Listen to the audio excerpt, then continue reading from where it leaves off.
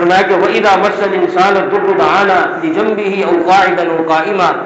فَلَمَّا كَشَفْنَا عَنْهُ ضُرَّهُ مَرَّ كَأَن لَّمْ يَدْعُونَا إِلَىٰ ضُرٍّ مَّسَّهُ كَذَٰلِكَ زُيِّنَ لِلْمُسْرِفِينَ مَا كَانُوا يَعْمَلُونَ۔ تیسرا فرمایا کہ جب انسان کو کوئی تکلیف پہنچ جاتی ہے، اللہ فرماتے ہیں کہ یہ کمی بھی انسان میں ہے کہ جب انسان کو کوئی تکلیف پہنچ جاتی ہے تو فرمایا کہ پھر وہ کروٹ کے بل بیٹھے ہوئے لیٹے ہوئے ہمیں یاد کرتا ہے، کھڑے ہونے کی حالت میں ہمیں یاد کرتا ہے۔ فَلَمَّا كَشَفْنَا عَنْهُ ضُرَّهُ مَرَّ كَأَن لَّمْ يَدْعُونَا إِلَىٰ ضُرٍّ مَّسَّهُ۔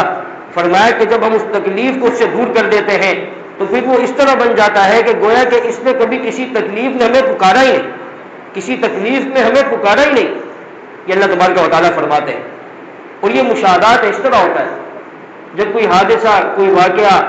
یا کوئی بیماری، کوئی تکلیف آ جائے تو پھر رجوع اللہ بھی نصیب ہو جاتا ہے، پھر گھر کے سارے افراد تسبیحات ہاتھ میں پکڑ کر آیت کریمہ کا ورد بھی شروع کر دیتے ہیں، پھر نمازوں کا اہتمام بھی شروع ہو جاتا ہے، پھر ذکر اور قرآن کی تلاوت کا اہتمام بھی شروع ہو جاتا ہے۔ بس جیسے ہی وہ تکلیف کو کچھ عرصہ گزرا یا جیسے ہی اس تکلیف میں کچھ کمی واقع ہوئی، پھر فرمایا کہ وہ اعمال جو بڑے شوق اور ذوق سے کیے جا رہے تھے ان اعمال کا جنازہ نکل جاتا ہے، نہ وہ اعمال رہتے ہیں اور پھر نہ ہی وہ پابندی رہتی ہے، نہ ہی نماز اور جماعت کا اہتمام ہوتا ہے، نہ ہی ذکر اور قرآن کی تلاوت کا اہتمام ہوتا ہے۔ یہ ہمارے عام ہے، یہ دیکھنے میں آتی ہیں چیزیں۔ اللہ فرماتے ہیں وَإِذَا مَسَّ الْإِنسَانَ الضُّرُّ دَعَانَا لِجَنبِهِ أَوْ قَاعِدًا أَوْ قَائِمًا فَلَمَّا كَشَفْنَا عَنْهُ ضُرَّهُ مَرَّ كَأَن لَّمْ يَدْعُونَا إِلَىٰ ضُرٍّ مَّسَّهُ كَذَٰلِكَ زُيِّنَ لِلْمُسْرِفِينَ مَا كَانُوا يَعْمَلُونَ۔ اور ایک مقام پر فرمایا کہ وَكَانَ الْإِنسَانُ أَكْثَرَ شَيْءٍ جَدَلًا، کہ انسان بہت بڑا جھگڑالو ہے۔ حدیث مبارکہ میں آتا ہے إِنَّ أَبْغَضَ الرِّجَالِ عَلَى اللَّهِ أَلَدُّ الْخَصِمِ، کہ اللہ تبارک و تعالیٰ کے ہاں سب سے مبغوض ترین وہ شخص ہے جو جھگڑا بہت زیادہ کرتا ہے، لڑائی بہت زیادہ کرتا ہے۔ اور حدیث مبارکہ میں نبی علیہ الصلوۃ والسلام نے جھگڑا چھوڑنے کے بڑے فضائل بیان فرمایا کہ انا زعیم ببیت فی ربد الجنہ لمن ترک المراء وان کان محقا، فرمایا کہ میں جنت کے کناروں میں اس شخص کے لیے جنت کی ضمانت لیتا ہوں جو حق پہ ہونے کے باوجود جھگڑے کو چھوڑ دے۔ اور ایک مقام پر فرمایا اسی حدیث میں اگلے جملے میں فرمایا کہ وہ ببیت فی وسط الجنہ لمن ترک الکذب وان کان مازحا، اور میں وسط جنت میں گھر کی ضمانت لیتا ہوں کہ جو آدمی مذاق میں بھی جھوٹ بولنا چھوڑ دے۔ ہمارے یہاں مذاق میں جھوٹ بول دیا جاتا ہے، نبی علیہ الصلوۃ والسلام نے فرمایا کہ جو آدمی مذاق میں جھوٹ چھوڑے گا میں وسط جنت میں اس کے لیے گھر کی ضمانت لیتا ہوں، محل کی ضمانت لیتا ہوں۔ مذاق کر لیا جاتا ہے اور پھر آخر میں کہہ رہی ہے میں نے تو مذاق کیا تھا، مذاق میں بھی جھوٹ ہوتا ہے، چاہے وہ حقیقت ہو چاہے وہ مذاق ہو، دونوں صورتوں میں جھوٹ ہوتا ہے۔ اور تیسرا فرمایا کہ وہ ببیت فی اعلی الجنہ لمن حسن خلقہ، اور فرمایا کہ میں اس شخص کے لیے بڑی جنت میں، اعلیٰ جنت میں گھر کی ضمانت لیتا ہوں کہ جس نے اپنے اخلاق کو اچھا کر لیا، جس نے اپنے اخلاق کو سنوار لیا۔ یہ تین چیزیں نبی علیہ الصلوۃ والسلام نے بیان فرمائی۔ اور پھر نبی علیہ الصلوۃ والسلام کا جو عملاً فتح مکہ کے موقع پر نبی علیہ الصلوۃ والسلام 10,000 صحابہ کے ساتھ مکہ المکرمہ میں داخل ہوئے اور پھر عام معافی کا اعلان نبی علیہ الصلوۃ والسلام نے فرمایا۔ اور حدیث مبارکہ میں آتا ہے کہ نبی علیہ الصلوۃ والسلام کی گردن اس قدر جھکی ہوئی تھی کہ جیسا کہ وہ سواری کو کچھ کو ٹکرا رہی ہو۔ حالانکہ جب آدمی فاتح بن کر کسی شہر میں بستی میں داخل ہوتا ہے تو اس کی گردن اونچی ہوتی ہے، لیکن نبی علیہ الصلوۃ والسلام کی گردن جھکی ہوئی تھی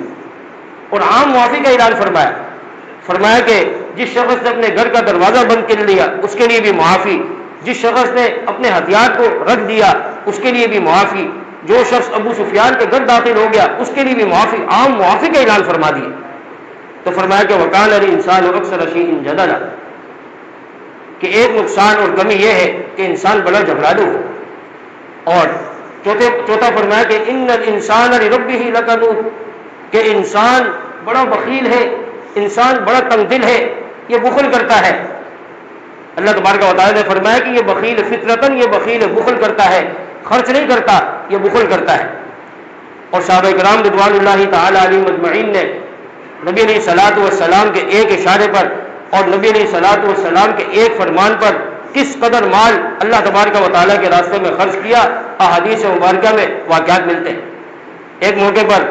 ایک صحابی نبی علیہ الصلوۃ والسلام کی خدمت اقدس میں حاضر ہوئے اور فرمانے لگے کہ آقا کچھ ہے تو مجھے عنایت فرمائیں۔ نبی علیہ الصلوۃ والسلام نے فرمایا کہ ابھی تو میرے پاس کچھ نہیں ہے، لیکن تم فلاں آدمی کے پاس چلے جاؤ، میرا بتا دو، اس سے وہ چیز وصول کر لو، میں بعد میں اس کو دے دوں۔ نبی علیہ الصلوۃ والسلام اپنے پاس کچھ بھی نہیں، اس کے باوجود نبی علیہ الصلوۃ والسلام نے فرمایا کہ فلاں کے پاس چلے جاؤ اور اس جب میرے پاس آئے گی میں اس کو دے دوں گا۔ ایک غیر مسلم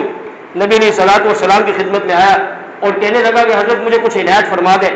نبی علیہ الصلوۃ والسلام نے فرمایا کہ جاؤ پہاڑ کے دامن میں جتنی بکریاں چل رہی ہیں وہ ساری کی ساری لے جاؤ۔ اب وہ شمار بھی نہیں تھی کتنی تھی، فرمایا کہ جتنی ہیں وہ ساری لے کر چلے جاؤ۔ وہ چلے گئے، انہوں نے وہاں سے وہ ساری بکریاں لے لی اور اپنے قبیلے میں جب چلے گئے کہنے لگے کہ تم اس دین کو قبول کر لو، اس دین میں تو نبی علیہ الصلوۃ والسلام نے ایسے احکامات بیان فرمائے ہیں اور اس دین میں تو ایسی سخا ہے کہ جس کے بعد کبھی فقر کا اندیشہ نہیں ہوتا، یعنی اتنی سخاوت نبی علیہ الصلوۃ والسلام نے کر دی کہ اس کے بعد فرمایا کہ مستقبل میں اس کو فقر کا اندیشہ نہیں رہا، اتنی بکریاں اس کو عنایت فرما دی۔ حضرت ابو درداء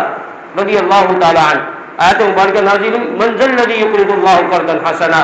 کہ کون ہے جو اللہ تبارک و تعالیٰ کو قرض حسنہ دے۔ ابو درداء رضی اللہ تعالی عنہ نبی علیہ الصلوۃ والسلام کی خدمت اقدس میں حاضر ہوئے، فرمایا کہ حضرت میرے پاس 600 درخت کا ایک باغ ہے، بڑا اعلیٰ باغ ہے، فرمایا کہ وہ میں اللہ تبارک و تعالیٰ کو قرض دینا چاہتا ہوں، آپ اس کو قبول فرما لیں۔ نبی علیہ الصلوۃ والسلام کی خدمت میں آئے، وہ باغ نبی علیہ الصلوۃ والسلام کو وقف کیا اور اسی باغ کے ایک چھوٹے سے حصے میں ان کے بیوی بچہ رہا کرتے تھے، ایک چھوٹا سا کمرہ تھا،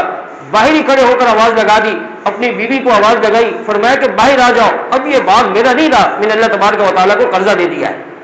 جب بیوی کو یہ بات پتہ لگی وہ باہر آ گئی، وہ بیوی بھی بیوی تھی، فرمانے لگی واہ ابو درداء تو نے کیا کام کر دیا،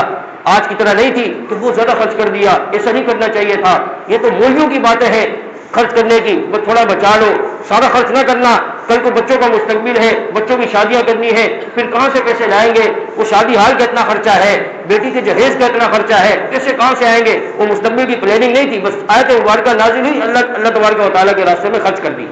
اور بیوی بھی بیوی تھی، وہ بھی صحابیہ تھی، فرمانے لگی واہ ابو درداء کیا کام کر دیا، ام درداء رضی اللہ تعالیٰ عنہ۔ تو صحابہ اکرام کو اللہ تبارک و تعالیٰ نے خرچ کرنے کا جذبہ عطا فرمایا۔ تو قرآن میں ہے ان الانسان لربہ لکنود، کہ انسان بڑا تنگ دل ہے، بڑا بخیل ہے، اور پانچواں فرمایا وانہ لحب الخیر لشدید، کہ انسان کو بہت زیادہ مال سے محبت ہے، بہت زیادہ مال سے محبت ہے، ان بھی تاکید، لام بھی تاکید، فرمایا کہ بہت زیادہ محبت ہے۔ اور چھٹا فرمایا ان الانسان لظلوم کفار وان تعدوا نعمت اللہ لا تحصوها، ان الانسان لظلوم کفار، اگر تم اللہ تبارک و تعالیٰ کی نعمتوں کو شمار کرنا چاہو بھی تو تم شمار نہیں کر سکتے، انسان تو بڑا ظالم ہے، مبالغے کا صیغہ ہے، لام تاکید کا ہے، انسان تو بہت بڑا ظالم ہے، کفار اور بڑا ناشکرا ہے، ظلم کر دیتا ہے، فرق نہیں کرتا کہ چھوٹا کیا بڑا کیا، مراتب کا فرق نہیں ہے، بس ظلم کر دیتا، پتہ نہیں لگتا۔ اللہ تبارک و تعالیٰ نے یہ چند چیزیں بیان فرمائی، دعا فرمائے اللہ تبارک و تعالیٰ ہمیں اعلیٰ صفات نصیب فرمائے، اور جو یہ کمی کوتاہیاں ہیں اللہ تبارک و تعالیٰ ہم کو اس سے پاک فرمائے۔ اللہ تبارک و تعالیٰ سے دعا فرمائے عمل کی توفیق دے۔